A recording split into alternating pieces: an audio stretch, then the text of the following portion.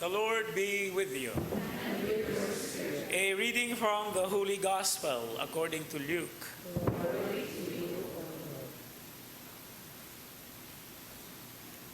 Jesus entered a village where a woman whose name was Martha welcomed him.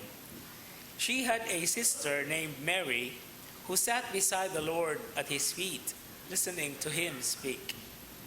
Martha, burdened with much serving, came to him and said, "Lord, do you not care that my sister has left me by myself to do the serving? Tell her to help me." The Lord said to her in reply, "Martha, Martha, you are anxious and worried about many things. There is need of only one thing. Mary has chosen the better part, and it will not be taken from her."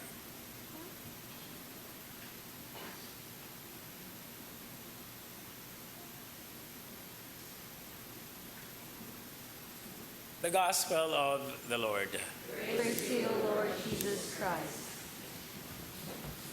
Ulang Domingo kanatong tanan. This Gospel episode today is only found in the Gospel of St. Luke. But there is an interesting extension also to the very relationship between the Lord and these two sisters, which we hear from the Gospel of St. John.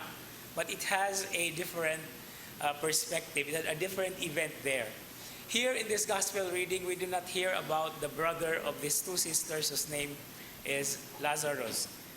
The centerpiece, practically, of our Gospel reading today is on the two responses to the presence of the Lord Jesus in their lives and as also a model for our own lives. And so we are here presented with two responses.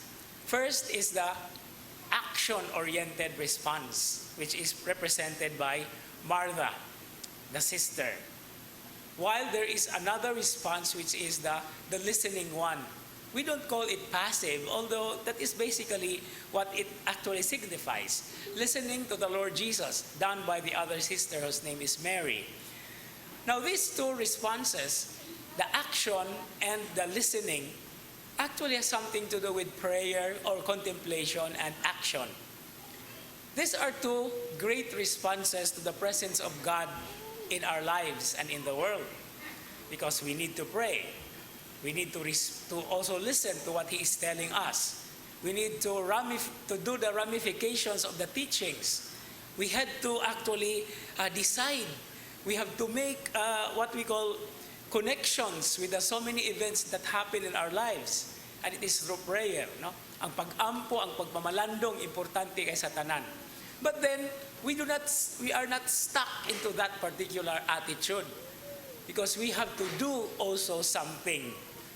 Now, if you are always going to the church or praying and you're not doing anything, what good is it? It's a good thing, but it's plainly what we call ritualistic. On the other hand, if we are so much into actions and sometimes we don't even have time to pray, no, busy kay ko, daghan kay kong panahon, daghan kay kong buluhaton, no, it will just boil down to mere activism. Now, when Jesus said and commented on the concern of Martha about her sister, Jesus, take note of this, because we are not so particular about this particular expression, much more in Cebuano. Mary has chosen the better part. Again, better. That is just comparative. Jesus did not say Mary has chosen the best part. You know, in Cebuano, gipili niya ang labing maayo. Oh, ay, labing maayo. But that is only comparative. What is superlative in Cebuano? Pinakamaayo. That is Tagalog Cebuano. Cebuano is kinamaayuhan. Kita di naman taron aware nga naay natay mga Tagalog, di ba? So kinamaayuhan, that's the best. And so why was Jesus trying to pin down the reaction of Mary, the other sister, as the better part? Because there is an unsaid explanation to it. What is the main topic of today's gospel reading anyway? It is hospitality. Hospitality is that quality, that value that we, even Filipinos, are identified with. But hospitality has something to do with two senses. And especially in the context of Jesus being the Son of God and a human person, there are two possible responses to it. In fact, in today's first reading, si Abraham, di ba? He accepted in great hospitality the visitors that came to him. No, the listening part only came towards the end. But from the beginning of the first reading until the visitors asked, "Where is your wife?" Abraham was doing all the necessary things that a hospitable person has to demonstrate. No? And of course, if you are trying to continue the first reading today, no, Sarah was actually eavesdropping na mati, no? And pag ingon nga manganak siya next year, what was the reaction of Sarah? She giggled, no? And in Hebrew, giggle is tsaak. That's why the child born after that was called Isaac, because Isaac means I giggled.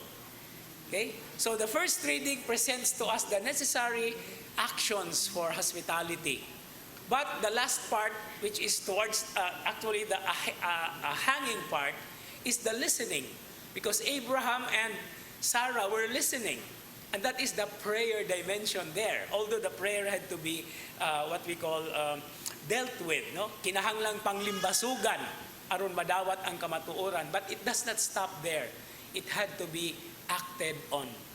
And this is the very challenge to all of us. It is not enough to listen to Jesus to say, Mary has chosen the better part, because there is still the best part. And what is the best part? To be able to strike a balance between prayer and action, between contemplation and response. If you listen carefully to the first reading today, to the introduction says, listening to other people. Well, that's just the first step, because prayer is listening to God.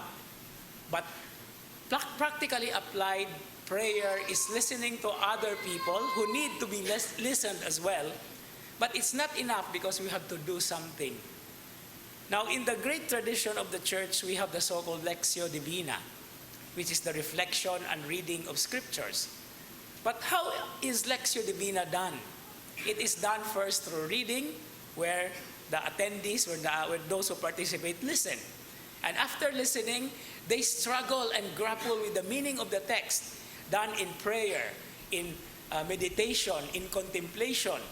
And then finally, they have to do certain action as a response. And this is the Christian life. So we are aiming for the best. Mary's example is the better part, but we should not forget that the other half of it also needs to be appreciated, needs to be cultivated as well. Because who knows, we may be entertaining strangers. And these strangers really are God's presence in our lives, which is actually true, because we are created in the image and likeness of God. Magbantay lang ta, na masubraan ta, basig mga kawatan, oroy na mga tulisan, oroy na ato ang gi-accommodate, magbantay sa daana. And that is where prayer can tell us what to do. Prayer dictates what we can do. Not sometimes only acting without also reflecting. But then we have to take this challenge. The best part now rests on us. A balance, again, between prayer, contemplation, and action and response, especially in our times now. Amen.